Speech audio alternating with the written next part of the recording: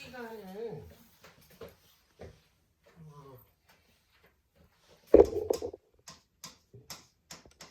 하나님의 은혜는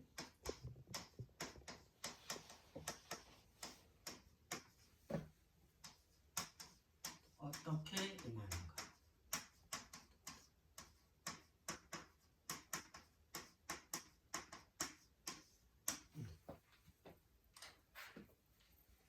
역대하 5장.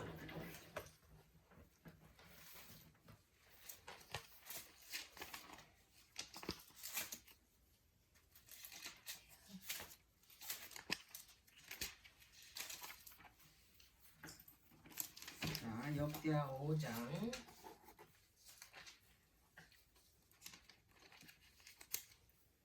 지금 이 역대하 5장은 그 성전을 다 짓고 이제 봉헌을 하는 거야. 이제 마지막으로 이제 언약궤가 들어가는 장면이야 이게 지금.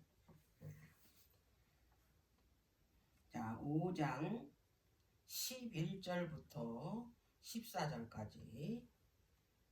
이때는 제사장들이 그 반차대로 하지 아니하고 스스로 정결케 하고 성소에 있다가 나오매 노래하는 레위 사람 아삽과 헤만과 여두둔과 그 아들들과 형제들이 다 세마포를 입고 단 동편에 서서 재금과 비파와 수금을 잡고 또 나팔 부는 제사장 120인이 함께 서 있다가 나팔 부는 자와 노래하는 자가 일제히 소리를 발하여 여호와를 찬송하며 감사하는데 나팔을 불고 재금치고 모든 악기를 울리며 소리를 높여 여호와를 찬송하여 가로되 선하시도다 그 자비하심이 영원히 있도다 하매 그때에 여호와의 전에 구름이 가득한지라 제사장이 그 구름으로 인하여 능히 서서 섬기지 못하였으니 이는 여호와의 영광이 하나님의 전에 가득함이었더라 그랬어. 지금 이 하나님의 영광이 임하는 장면이야. 근데 하나님의 영광이 어떻게 해야지만이 하나님의 영광이 임하는 그 장면이야 이게 지금. 그래서 요 장면은 우리가 반드시 이게 알아야 내 마음의 성전에도 누가 임해? 하나님이 임하신다 이 말이야. 하나님이 내게 임하시면 그 인생은 너무나 어떻게 복된 삶이라는 거야. 은혜가 충만한 삶으로 산다 이 말이야. 예. 그래서 그 하나님의 은혜가 어떻게 임하는지를 이제 요걸 우리가 이제 올바르게 이해를 해야 내가 그런 삶을 살 수가 있다라는 거예요. 그 방법에 대해서 이제 설명을 이제 해드리도록 할게요. 여기 보니까 이제 언약궤가 들어가려면 그 순서가 있어. 이제 하나님께서 준비하라는 대로 해야지만이 언약궤가 안치될 수가 있는 거예요. 첫 번째는 제사장들이 반차대로 하죠. 반차는 자기 순번이야. 응? 그 전에는 자기의 순번에 따라 들어갔어. 24 반차가 있잖아. 그러면 자기 순서에만 들어갈 수 있어 성전에. 자, 그런데 요 날은 어떻게 했나 봤더니 여호와 영광이 임하는 날 그 반차대로 하지 아니하고 스스로 정결케 하고 성소에 있다가 나왔다 그랬어. 그러니까 제사장들이 자기의 그 직무나 순번, 당직 이런 거 상관없이 다 몸을 깨끗하게 하래. 정결케. 이 순번에 그 이 당한 사람만 몸을 정결케 해서 성소에 들어가는 게 아니고 그런 거 상관없이 다 뭐 하고 있으라고? 몸을 정결케 하고 있으라는 거예요. 자, 그리고 예수 그리스도를 섬길 준비를 하라는 거야. 성소에 들어가요. 성소에 누가 계시냐? 여호와 하나님이 계시거든. 그분을 만나려면 몸을 정결케 하고 있어야 된다. 자, 두 번째는 노래하는 레위 사람 아삽과 헤만과 여두둔과 그 아들들의 형제, 이 사람들은 다 찬송하는 사람이고 악기 다루는 사람들이야. 제금과 비파와 수금을 잡고 또 나팔 부는 제사장 120인이 함께 서 있다가 그랬어요. 그러니까 다 이제 준비하고 있는 거야. 성전에 그 이 영광이 임하는 거를 이제 준비하기 위해서 그렇게 다 성전 바깥에서 서 있었어. 세 번째, 나팔 부는 자와 노래하는 자가 일제 모두 다 소리를 발하여 여호와를 찬송하며 감사하는데, 이게 중요한 거. 모두 다 한 소리로 여호와께 찬송을 드렸다는 얘기야. 자, 찬송을 드렸는데 어떻게 찬송을 했길래 그 여호와 하나님이 그 전에 임하였냐, 이 영광이. 그 핵심이야. 그 핵심 단어가 뭐냐면 나팔을 불고 제금을 치고 모든 악기를 울리며 소리 높여 이제 외치는데, 어떻게 외치나 봤더니 여호와를 찬송하여 가로되 선하시도다 그 자비하심이 영원히 있도다 하매 그때에 여호와의 전에 구름이 가득한지라 그랬어. 하나님의 영광이 뭘로 나타났냐면 구름으로 나타나 있다 이 말이야. 구름으로. 구름, 불, 이거는 다 뭐냐면 하나님의 그 이 임재하는 그 표상이거든. 그게 뭐냐면 전에 구름이 임했다 가득 찼다 그러는 거는 여호와가 임재했다라는 거. 14절, 제사장이 그 구름으로 인하여 능히 서서 섬기지 못하였으니 이는 여호와의 영광이 하나님의 전에 가득하더라 그랬어. 여기서 이제 핵심 주목해야 될 게 뭐냐면 그 성전에 들어가려면 그 합법적인 소유권자가 들어가야 돼. 말하자면 여기서 그 자기 순서인 제사장이 들어가는 게 그 사람의 뭐냐면 그날은 그 사람이 거기 들어가는 뭐예요? 책임자야. 거기에 그의 사명이. 그런데 그 사람이 들어가려면 합법적인 소유권자가 들어가기 위해서는 그 안에 있는 사람이 나와야 된다 이 말이야. 방을 비워둬야 이제 이 합법적인 소유권자가 들어간다 이 말이야. 이 얘기는 뭐냐면 지금 현재 예수님이 합법적인 소유권자야.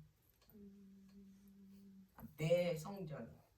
여기 성전의 주인은 예수 그리스도야. 여호와 하나님. 근데 이분이 들어오려고 그러는 거야. 그 소유권자. 근데 여기 다른 걸로 가득 차 있으면 이분이 들어올 수 있어? 못 들어온다는 얘기. 이게 굉장히 중요한 거예요. 그분이 지금 이 제목이 뭐냐면 하나님의 은혜가 어떻게 나타나냐잖아.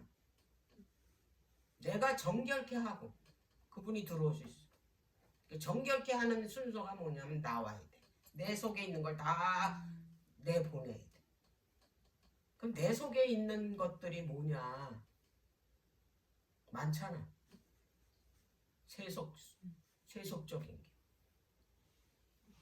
내 머릿속에 너무 많은 게 가득 차 있으면 예수님이 내 안에 들어오고 싶어도 못 들어오고 성령이 내 안에 들어오고 싶어도 못 들어와.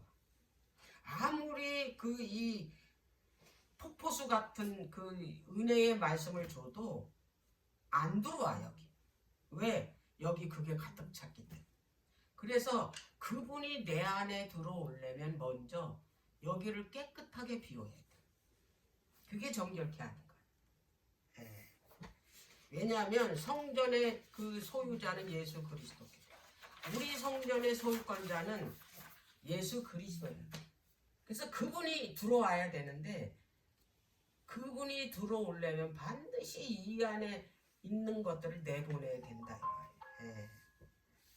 그래서 우리가 그 예수님이 내 안에 들어올 수 있게 하려면 내 그 마음의 뜻을 다해서 힘을 다해서 주님이 들어올 수 있도록 주님의 말씀에 어떻게 되냐면 순종해야 돼. 예. 자, 그러면 이제 하나님께서 이제 은혜의 표징을 줄 때는 이제 구름이 성전에 가득 찼다 그랬잖아.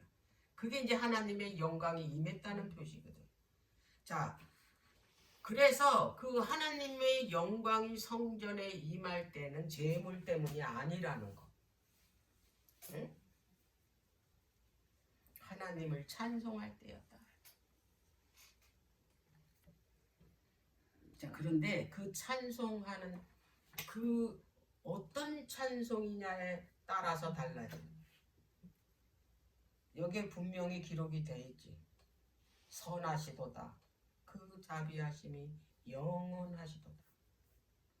우리는 성경을 볼 때 그냥 이렇게 겉으로만 보기 때문에 이 말의 의미를 모르고 정말 하나님의 영광이 이전에 임하면 이거는 다 표상적으로 준 거잖아.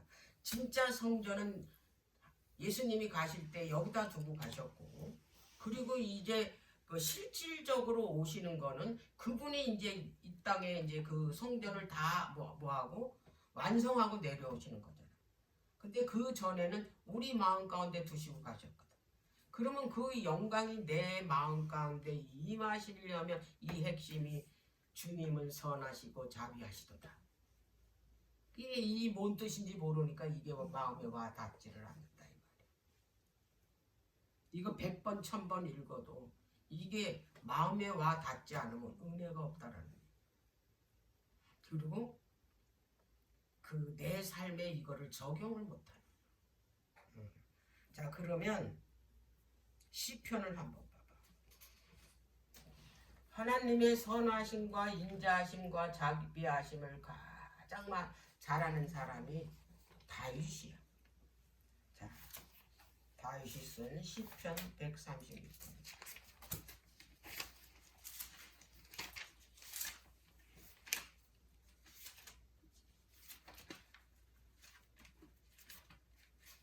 시편 136편. 그리고 136편에 그분의 인자하심에 대해서 몇 번을 썼냐면 그 26절 가운데 26번이 반복돼. 매 절마다 찬양을 하는 거야. 한번 볼게. 여호와께 감사하라. 그는 선하시며 그 인자하심이 영원하시다. 2절. 모든 신에 뛰어나신 하나님께 감사하며 그 인자하심이 영원하시다.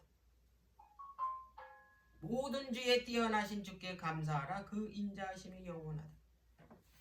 모든 것을 다 뭘로 감사를 드렸냐면 그분의 선하심과 인자하심에 감사를 드렸다 이 말이에요.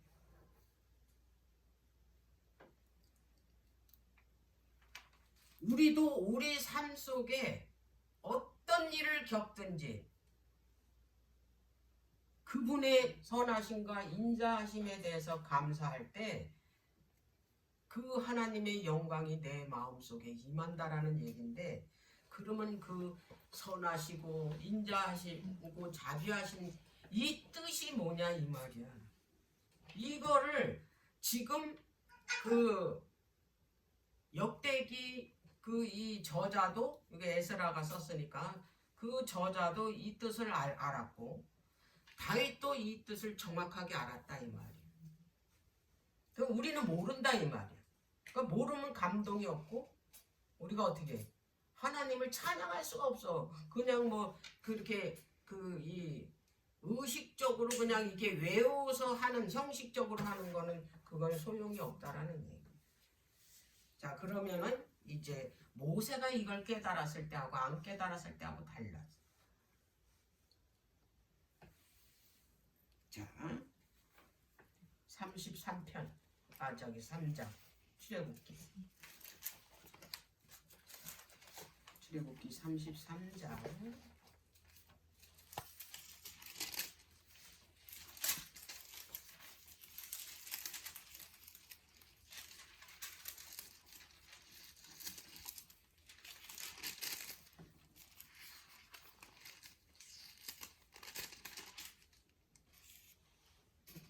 자, 17절서부터 볼게. 요거는 무슨 장면이냐면 첫 번째 그 시내산에서 40일 금식하고 난 다음에 하나님께서 첫 번째 돌파를 주셨는데 이스라엘 백성들이 언약을 깼기 때문에 모세가 그걸 받아가지고 내려가다가 그걸 보고 이제 깨뜨렸잖아요. 이건 언약이 깨졌다라는 이제 표상이잖아. 그래서 이제 하나님께서 똑같은 돌판을 깎아서 가져올래. 처음에는 하나님께서 다 만드셔서 성령으로 기록해서 줬는데 두 번째는 네가 깎아오라 그래서 똑같이. 그래서 이제 깎아가지고 이제 그 올라가는 도중에 그러기 바로 직전에 하나님께서 이제 모세 보고 뭐라 그랬냐면 그 백성들이 언약을 깼을 때 내가 이들을 다 죽이겠다고 그랬어. 이 백성들을. 그랬더니 이제 모세가 엎드려서 중보 기도를 한 거야. 차라리 내 이름을 생명책에서 지워주고 저 백성들을 구원해 달라고. 저 백성들을 여기 광야에서 죽이면 저 이방 사람들이 하나님을 뭘로 보겠냐고. 이 백성들을 구원해내다가 여기 광야에서 다 죽이려고 저기 그 출애굽 시킨 거 아니냐 이렇게 말하지 않겠냐고. 내 이름을 생명책에서 지워주고 저들을 구원해달라고 했을 때 하나님께서 이제 그 마음을 이제 바꾸신 거야. 알았다고. 그러나 대신에 나는 안 따라가겠다. 가난 너희들을 이제 그 동행을 안 하겠다 그런 거야. 그랬을 때 또 이 그 모세가 또 얘기한 거야. 주님이 안 따라가시면 어떻게 하냐고 이제 또 이제 그 하나님께 거래를 한 거야. 그랬더니 하나님께서 또 어떻게 했냐면 그 모세의 말을 들어줘서 알았다 내가 가마 이랬거든. 그리고 나서 이 말을 한 거야.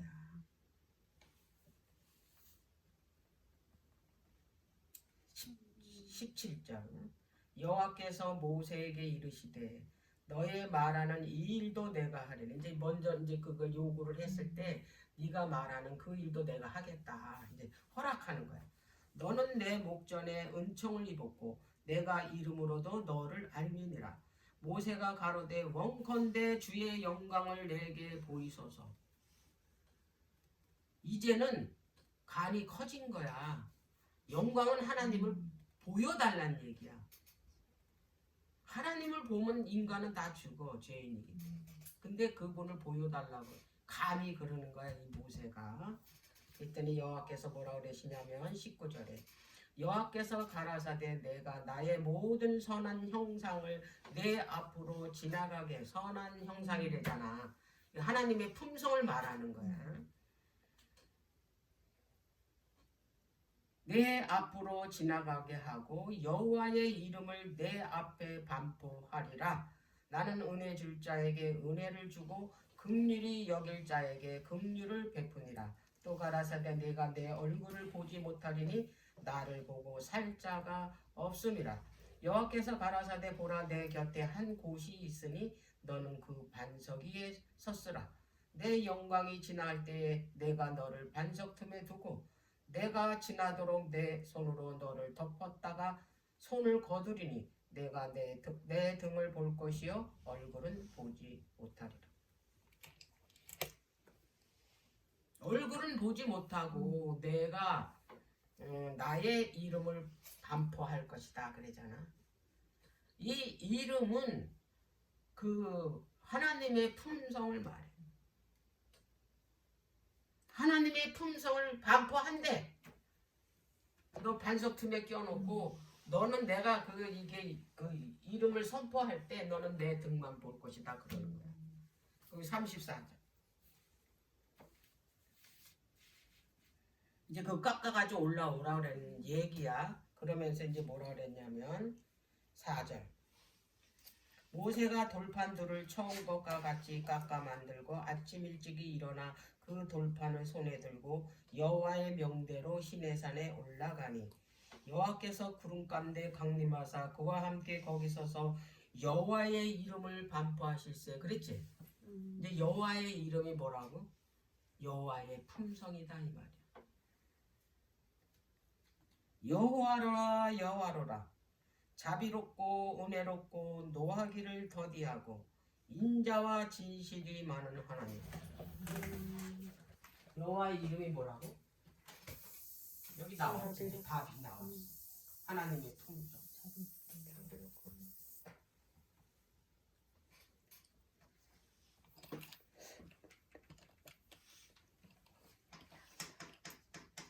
인자, 진실, 자비, 긍휼, 은혜, 노하기를 더디하고 이게 다 하나님의 품성이라는 거야.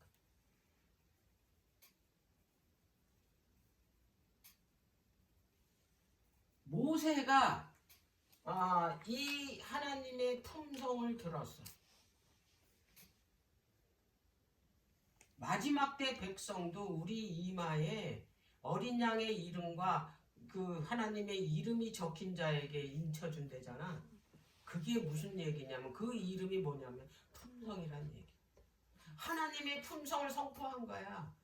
이게 모세가 이때까지도 이걸 반포하기 전에는 하나님의 품성, 하나님이 어떤 분이라는 걸 깨닫지 못했다 이 말이야.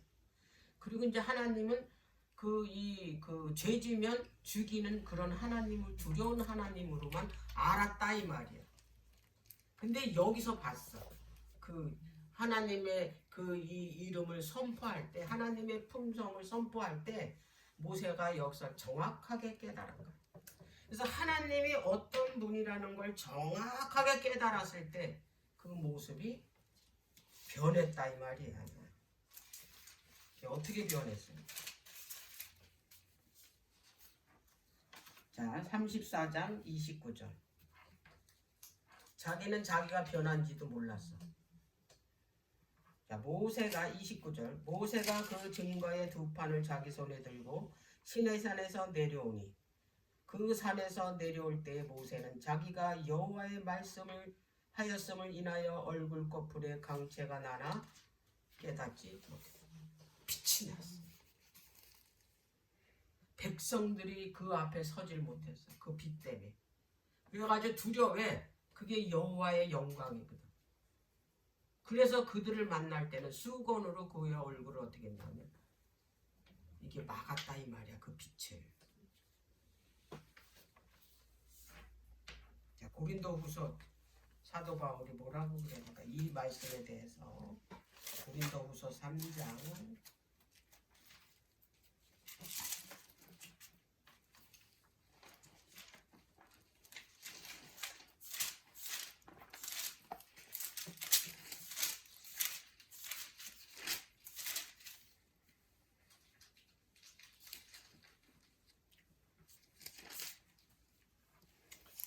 13절.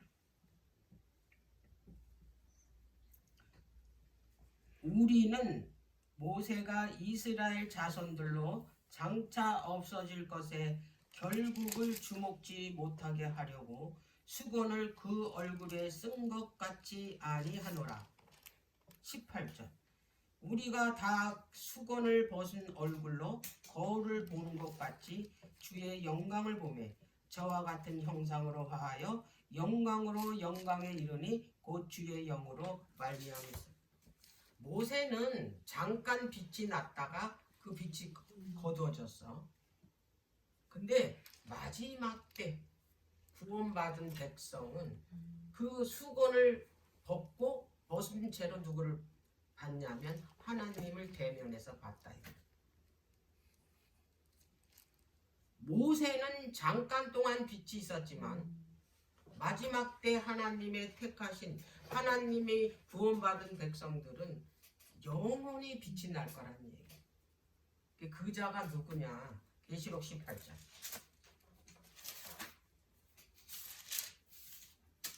하나님의 계명과 예수의 증거를 가진 자들이, 그 자들이, 얼굴에 빛이 날 자들이. 18장 1절. 이일 후에 다른 천사가 하늘에서 내려오는 것을 보니 그는 큰 권세를 가졌는데 그의 영광으로 땅이 환하여지더라. 이 다른 천사가 늦은 비 성령을 받은 사람들.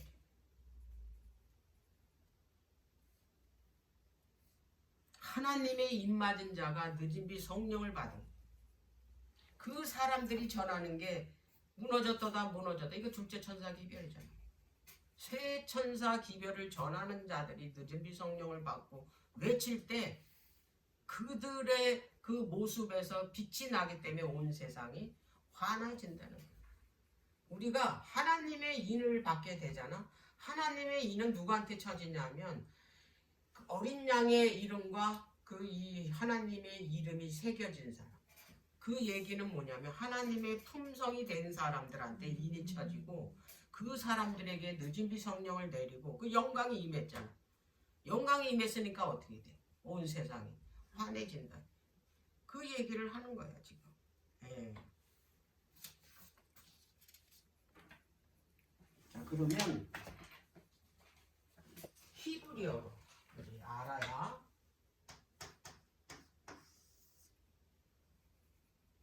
정확한 뜻을 알 수. 우리 이렇게 하면은 이렇게 마음에 확 안다. 하나님의 그 사랑을 깨닫기가 조금 힘들어.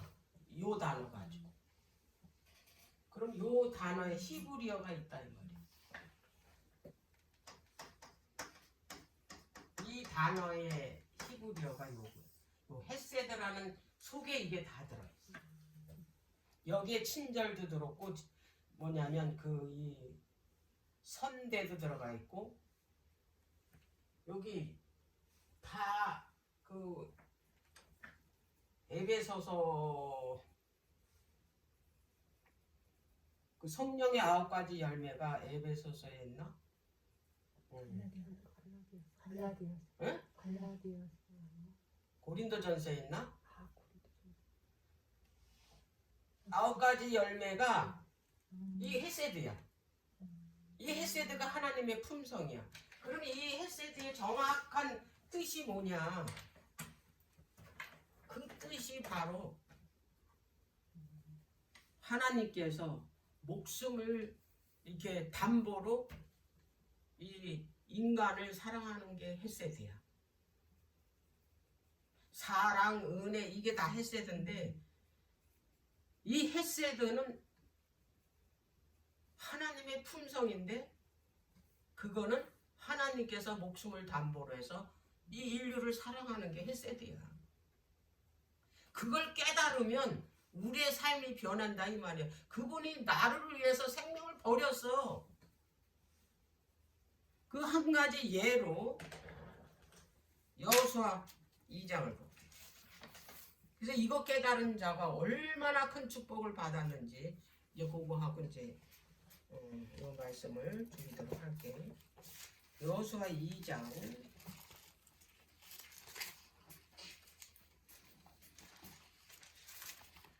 이 여자가 아주 확실하게 깨달았어.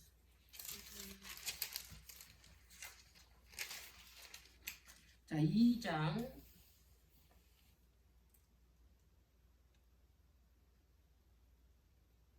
12절 13절 볼게.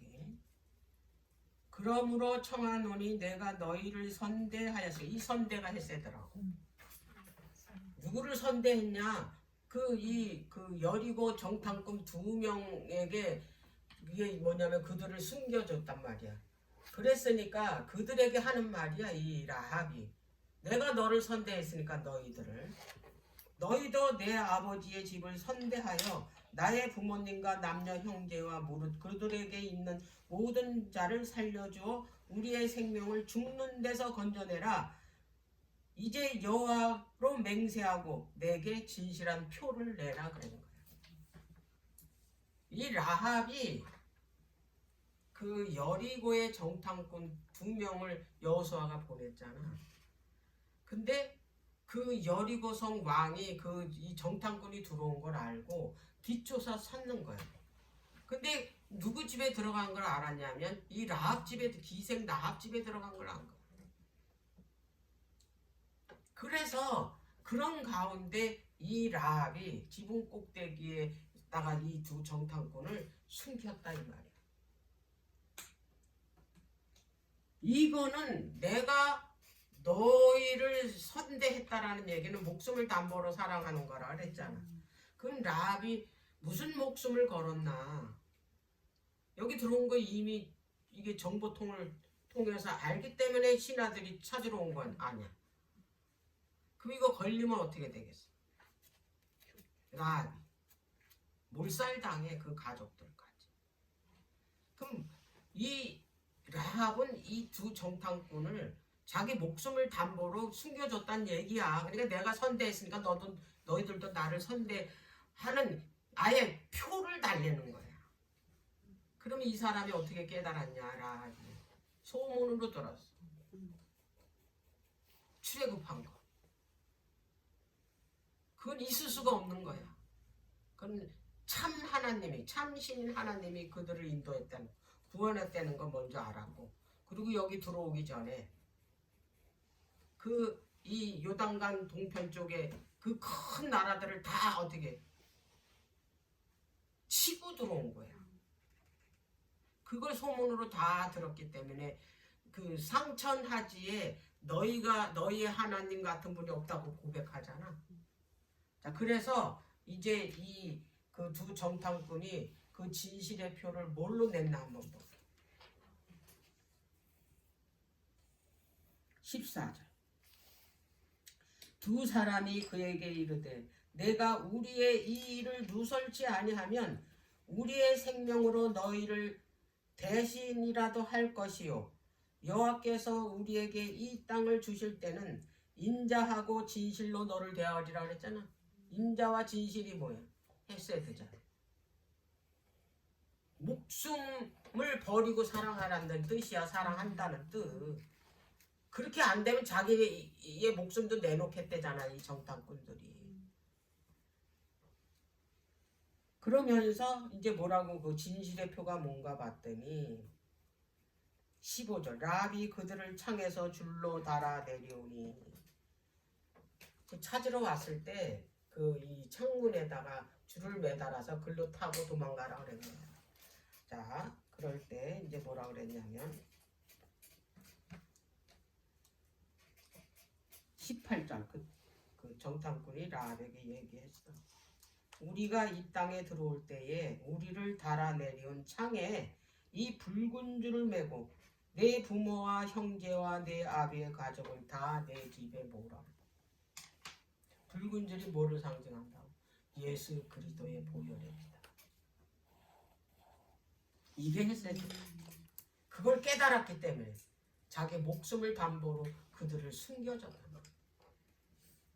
자, 그래서 그는, 이 라합은 여리고성이 무너져서 다 멸망당할 때 라합하고 그의 가족들만 살았어. 이 생명만 얻은 게 아니야. 가족들만 사는 게 아니야. 그 헤세드로 인해서.